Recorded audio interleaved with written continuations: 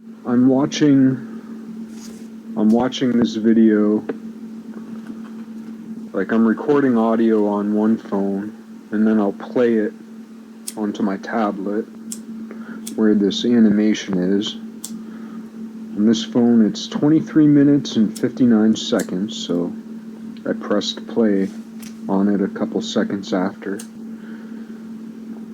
I press record on the app, my voice recorder app. Started out black and white, just turned to color. And for how I made this image, I've not made an exact path, but if you find it interesting and want to know how I made this image, the technique I showed in my building a case 001 video. I think it might be 001A, building a case 001A or 001. And I think I made a building a case playlist, and I think that's the only video in it so far, though in my mind I have at least several others lined up. This wasn't one of the ones I had lined up, but I'm gonna put it there. But anyway, that shows how I go about making this type of object. And this object, roughly speaking, isn't that many clicks away from the image I described show in the building a case 001 video.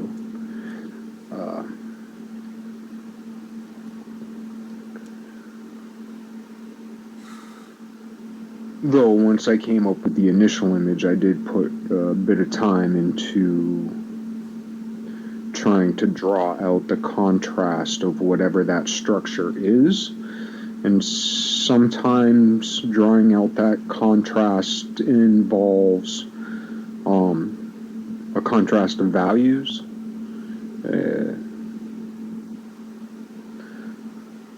Values of light and dark,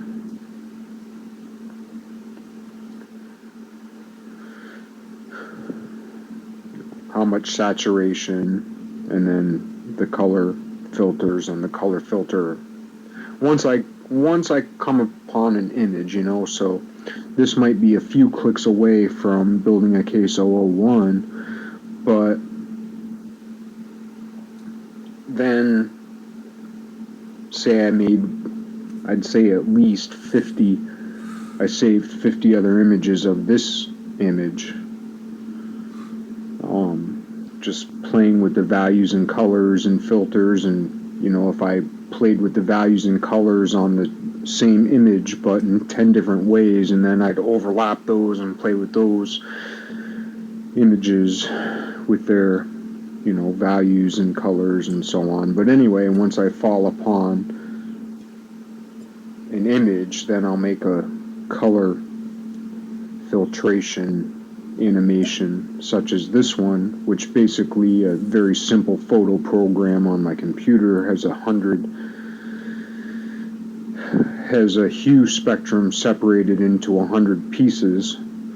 So I'm able to take an initial image and cycle it around so that it circulates. The 0th setting is the same as the 100th, so it goes in this hue circle, and I'm able to make these color filter animations, which luckily in the initial images that I made when I started making this, I was lucky enough to be inspired to put a tritone color filtration on, and that brings out more of the geometry than had I just stayed with black and white, because then everything would be kind of a messy gray. And as I overlap these images, like the blending of their hues, where a line is and where a line isn't, but the blending of the hues is collective. It's like this collective process that would be completely lost just a black and white drawing. And so then when I have these images and I run them through a color filter, certain parts of, because the whole thing is Archimedes spirals, you know, this two-dimensional object, but it collapses upon itself, it reverberates with itself, it creates these like cymatic patterns in a little bit different of a way than we're accustomed to seeing them, but in the same way, with minor variations, but essentially in the same way. And these Archimedes spirals initially arranged in a certain way and then just spun around themselves, overlapped with itself, creates something which to me is like 100 times, even though like I'm not a good practitioner, like I'm not a technology guy. This is a really simple photo program on a really old computer by these days standards, and you know, with initial, some might say a really bad initial hand drawing, and flawed at that. But yet the flaw, I think, actually added to something because it was a minor flaw, though it accumulated significantly, but it created these, I don't know, these incident propensity clouds, which accidentally has created a little bit more of what might be called a free will potentiality cloud, you know. If ever the opportunity came for someone to ask me to expound upon that, I would, but I'll leave that for now, even though it might be the most interesting thing.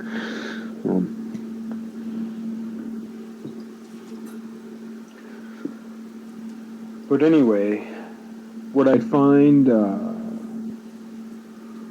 so great about these images is how many things are tied up in them. There are these skeletal objects, there are these neural objects, there are these muscular objects, there are these very caricaturized, cartoonish objects, human objects, insignia objects, symbolic objects, cryptic objects, spanning every civilization, though only certain ones at certain times in certain places in certain spaces. And all of it has to do, in some sense, with cosmology, a little bit separate from, I guess, either quantum physics and astronomy. But like cosmology really does, to me, seem like that must be the mother, father science. So unified theory must not only be a physics, it must satisfy cosmological requirements. And I don't even know what cosmology is, but I do understand the distinction that cosmology has more to do with the order of things as they are versus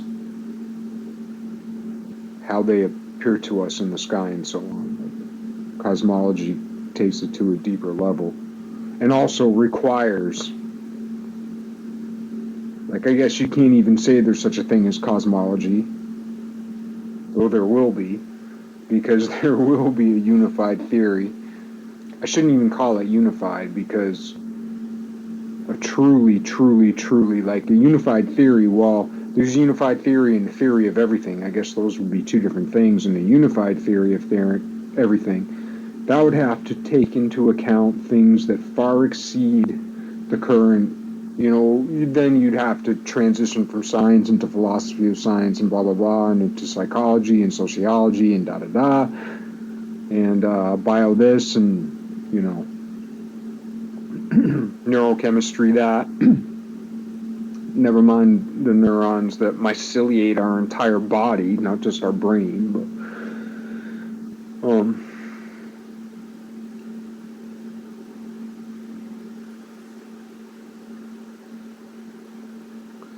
what I like about these objects is that they, even in their stillness, they seem just a little bit alive. Because, and it's not that I made them. I didn't make them. I discovered them. It's like this image. Really, it is exponentially not very many moves away from a Archimedes spiral. Especially exponentially. Like, I mean, it's something. Well, and it's an insult to younger people for me to say it like this, but like it's something like a junior high kid could do. And there's a lot of people saying like, there's a lot of people who would look at this and rightly say that, Jeff, there are kindergartners who can make better shit than that, you fucking punk. And they'd be right. But on the other hand, if you can see it, and I'll be honest, I don't always, but right now I do. And earlier I was lucky enough to, I watched it a bit this morning. I made this particular stretch of video yesterday. And I watched it this morning and I was like, ugh, looks horrible. But then I watched it later tonight and I was like, damn. Because I saw something I hadn't quite seen. And then I also re-saw some things I'd seen before, but like it seems to come and go. But when you see it, it's strong. And it's funny too how sometimes you don't and sometimes you do, and it's the type of image where you go back and forth because it is, I really have to stress it's a two-dimensional image, but once you look at it and see it, it is so three-dimensional, but it just comes up from two-dimensional interference patterns. There's no third dimension there. It's not a CGI thing. I'm not using that type of program. It's just two-dimensional pictures overlapped. It's the same picture overlapped over itself like 1,000 different times. But that 1,000 builds up quick because exponentiality, because you double a picture over itself and then, 4 times over itself, 8 times 16, 32, and you've only flipped it over itself like a few times, and all of a sudden you already have 20 layers, and then a couple more times and you're at a couple hundred or whatever. So it doesn't take long to build up these images, and there's so much there, and they're so rich. I find this one particularly rich and a little bit funny, and I anthropomorphize everything. And when you're dealing with, I don't know, is that the right word? Like a radial symmetry? Or when you're dealing with a perpendicular symmetry, you're just bound to come up with faces. I mean, that's just, and these images are like, they're hypertotems, because it's not even just like a face stacked up on a face, on a face, on a face. It's like, they're overlapping, they're bigger, they're smaller, faces inside of faces, inside of faces, inside of faces, overlapped in every which way, because it's all just noses and eyes and mouths, right? Yet there are a few distinct ones, particularly the garbage pail kid-looking caricature in the middle. But then, when you look at it really close, like, you don't see it, and you step back from it really far and you see it in a different way. And birds, to my mind, there's the big bird beneath.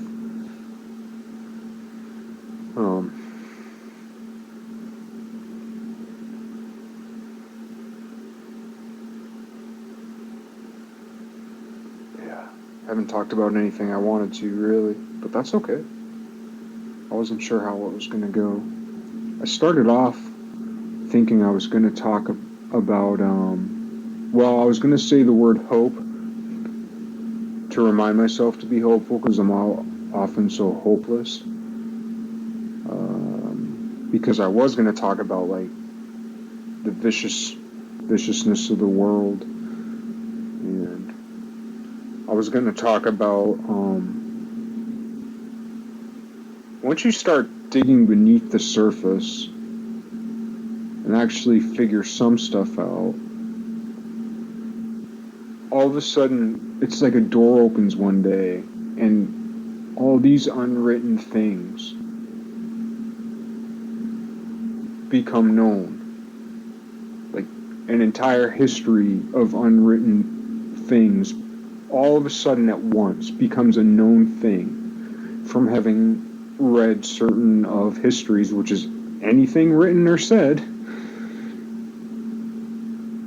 when all of a sudden that picture becomes clear of a snapshot of the unwritten history. But anyway, one of the things, people, maybe I don't got very much time left. Like what, oh boy. One of the things I was going to talk about, what I was going to start, maybe I'll have a smoke. Maybe have a little stogie, a little sip, alright. One of the things I was going to talk about was, like in the past, because people talk about like secrets or secret societies, blah, blah, blah, conspiracies, blah, blah, blah. But things happen. Things happen for sure. Lots of secret things happen. And that's a lot of what nature, quote unquote, nature's about. Being hidden, being secret. And we grew up in that. And our bad choices didn't help. The way we decided to interact with the world. You might be thinking I'm saying that in one way and I'm saying it in another.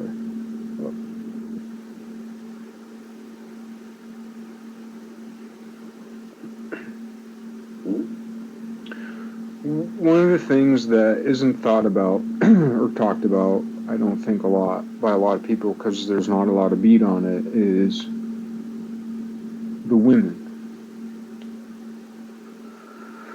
The women of the world who only get the right, what happened recently with Kamala Harris, and what's gonna happen with Kamala Harris, like how, it's an enormous big deal.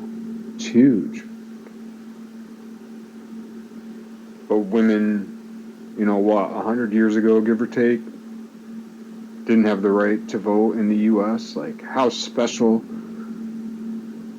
of a thing today, how special of a thing then with suffrage and all that. Then go back 100 years from there, and 1,000 years from there, and 10,000 years from there.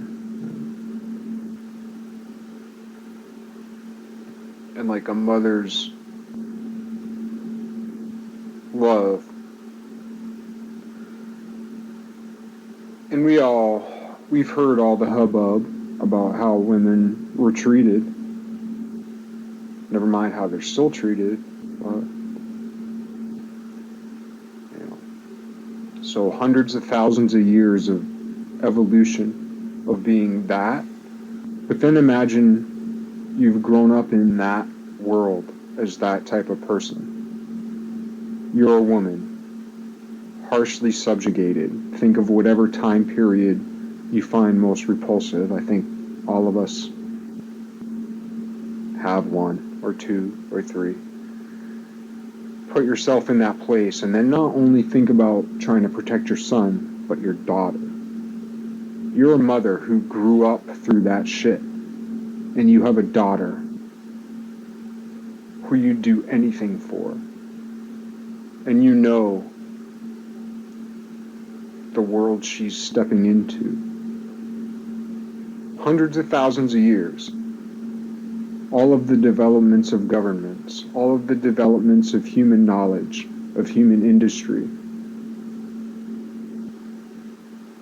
What do you think that type of situation that has existed up until this very moment, what type of life or death, ultra secret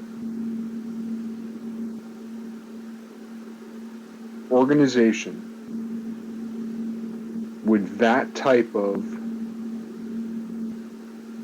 existence engender, necessitate, require, produce?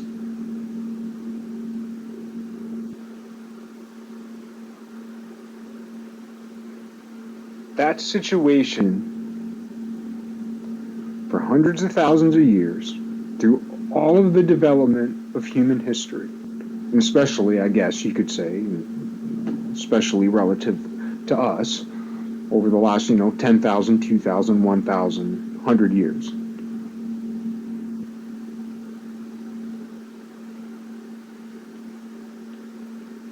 So we can imagine, actually we can't. Most of us, I don't think, could, and certainly I can't, though I've begun to understand the possibility of it. That's a start or a step, but like how cunning, how smart, how selective, how observant would that existence within that type of organization would be. Why do I say organization? Because it would have required a spot, it would have, I won't even say required, but just that type of existence alongside the existences we know of.